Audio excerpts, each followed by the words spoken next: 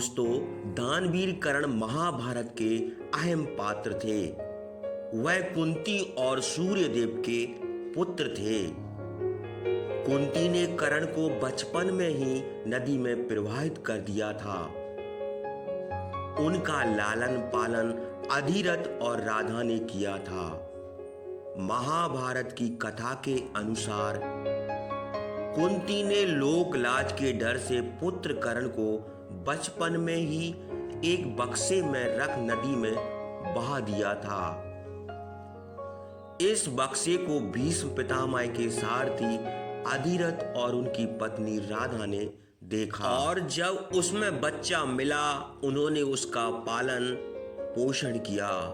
पालनकर्ता माता के नाम पर कर्ण को राधे भी कहा जाता है।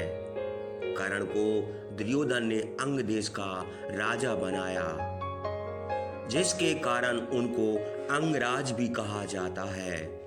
कर्ण अर्जुन की तरह ही महान धनुर्धर थे। भगवान परशुराम ने स्वयं कर्ण की श्रेष्ठता को स्वीकार किया था। उनकी ख्याति दानवीर के तौर पर थी। वह इतने दानवीर थे कि उनसे कोई भी चीज अगर मांग ली जाए तो वो उसे दे देते थे। यही वजह है कि महाभारत युद्ध से ठीक पहले इंद्र ने उनसे उनके दिव्य कुंडल और कवच दान में मांग लिए थे। अगर यह दिव्य कुंडल और कवच कर्ण दान में नहीं देते तो उनकी मृत्यु कभी नहीं होती। लेकिन दोस्तों, क्या आप जानते हैं कि जब कर्ण की मृत्यु का समय निकट आ चुका था तो मरते हुए कर्ण ने ऐसे क्या कहा था कि जिससे श्री कृष्ण भी अपना रोना ना रोक सके। आइए जानते हैं आज की इस वीडियो में। लेकिन उससे पहले इसी तरह की और रहस्यमय जानकारी प्राप्त करने के लिए हमारे चैनल को आज ही सब्सक्राइब करें। जैसा कि आप जानते हैं कि कर्ण कुंती के पुत्र थे और जब सूर्य ने कुंती को वरदान दिया तो मंत्र बल से उन्हें पुत्र रूप में कर्ण की प्राप्ति हुई थी। चूंकि उस वक्त कुंती अविवाहित थी, इसलिए उन्होंने कर्ण का त्याग कर दिया और बाद में उन्हें एक रथ चालक ने पाला। रथ चालक का पुत्र होने के कारण उन्हें सूत पुत्र कहा गया। वह वीर योद्धा थे और यही वजह है कि कर्ण की मृत्यु के बाद उसका अंतिम संस्कार भूमि पर नहीं किया गया था। दरअसल उन्होंने श्री कृष्ण से यह वरदान मांगा था कि मृत्यु के पश्चात मेरी देह का ऐसे स्थान पर अंतिम संस्कार किया जाए जहां कोई पाप ना हुआ हो। बचपन में कुंती ने एक बार दुर्वासा ऋषि का बहुत अच्छे तरीके से अतिथि सत्कार किया। इसी से प्रसन्न होकर दुर्वासा ने कुंती को एक मंत्र दिया जिसके द्वारा वह किसी भी देवता को बुला सकती थी। एक दिन कुंती के मन में उस मंत्र को आजमाने का ख्याल आया। वह बाहर निकली तो देखा कि सूर्य अपनी पूरी भव्यता से चमक रहे हैं। उनकी भव्यता देखकर वह बोल पड़ी, मैं चाहती हूं कि सूर्यदेव आ जाएं। सूर्यदेव आए और कुंती गर्भवती हो गई और एक बालक का जन्म हुआ। वह सिर्फ 14 साल की अविवाहित स्त्री थी। उसे समझ नहीं आया कि ऐसे में सामाजिक स्थितियों से कैसे निपटा जाएगा। उसने बच्चे को एक लकड़ी के डिब्बे में रख दिया और बिना उस बच्चे के भविष्य के बारे में सोचे उसे नदी में बहा दिया। उसे ऐसा करने में थोड़ी हिचकिचाहट हुई, पर वह कोई भी कार्य पक्के उद्देश्य से करती थी। एक बार वह अगर मन में ठान लेती तो वह कुछ भी कर सकती थी। उसका हृदय करुणा शून्य था। कर्ण एक ऐसा पात्र था महाभारत में जिसे देवपुत्र होने के बावजूद भी सामाजिक प्रताड़ना का सामना करना पड़ा और उसको समाज ने अस्वीकार किया। महाभारत की कहानी रोचक और दिल दहला देने वाली कहानियों से भरी हुई थी। अंगराज कर्ण यानी सूर्य पुत्र कर्ण की मृत्यु महाभारत की कुछ इन्हीं घटनाओं में से एक है।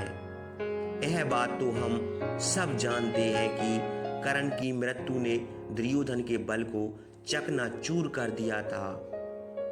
लेकिन क्या आप जानते हैं कि आखिर कर्ण की मृत्यु के बाद उसके परिवार का क्या हुआ? आखिर क्या हुआ?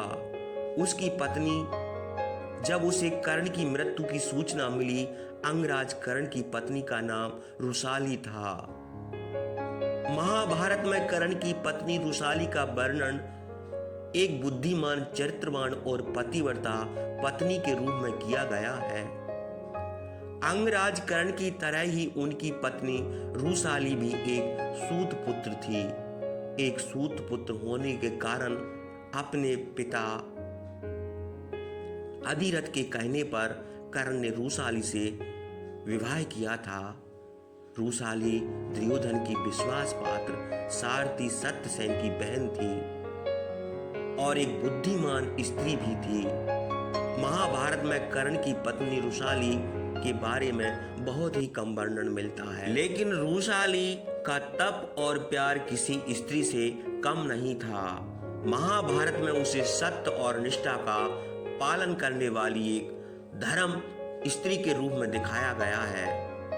ऐसा कहा जाता है कि रुसाली को द्रौपदी के चीरहरण की खबर पहले ही लग गई थी। रुसाली ने दुर्योधन और शकुनी के इरादे को पहले ही भांप लिया था। रुसाली ने द्रौपदी के चीरहरण को पहले से ही रोकने का पूरा प्रयास भी किया था, लेकिन होनी को कौन टाल सकता है। कर्ण की मृत्यु के बाद रुसाली की जीने की इच्छा लगभग खत्म हो गई थी। उसके बाद वह कर्ण की चिता पर ही उसके साथ सती हो गई। महाभारत के युद्ध में कर्ण के सारे पुत्र मारे जा चुके थे, लेकिन उसका और रुसाली का एक पुत्र अंत तक जीवित बचा हुआ था। जब रुसाली को कर्ण की मृत्यु की सूचना मिली, तब उसे पता चला कि उसका दाह संस्कार किया जा रहा है, तो वह भी युद्ध भूमि में पहुंची। और उसके बाद जब कर्ण की चिता पर आग लगाई गई, तब उस समय रुसाली भी उनके साथ सती हो गई। कहते हैं रुसाली और कर्ण का एक पुत्र जीवित बचा। जी हाँ, ऐसे तो कर्ण के 9 पुत्र थे। रुसाली तो कर्ण के साथ सती हो गई, लेकिन सुप्रिय माता कुंती गांधारी और धृतराष्ट्र के साथ वन में तप के लिए चली गई थी। कहते हैं कर्ण के यह 9 पुत्र बड़े ही तेजस्वी और पराक्रमी योद्धा थे और यह सब अपने पिता के समान ही हर युद्ध कौशल में माहिर थे। महाभारत के युद्ध में कुरुक्षेत्र के युद्ध भूमि पर कर्ण के पुत्रों ने खलबली मचा दी थी। उन्होंने अनेक पांडव योद्धाओं को हराया और भारी मात्रा में पांडव सैनिकों का संहार किया। कर्ण के पुत्रों ने युद्ध में वह रण कौशल दिखाया जिसे देखकर अनेकों पांडव योद्धा भयभीत हो उठे। युद्ध के 17वें दिन कर्ण और अर्जुन के बीच बड़ा घनघोर युद्ध हुआ और भगवान श्री कृष्ण की चतुराई और छल के कारण कर्ण अर्जुन के हाथों वीर गति को प्राप्त हुए। उसी दिन कर्ण के 8 पुत्र वीर गति को प्राप्त हो गए थे। वहीं शत्रुंजय, वृषसेन और द्रुपद को अर्जुन ने मारा। इस प्रकार कर्ण के 9 में से 8 पुत्र महाभारत युद्ध में मारे गए।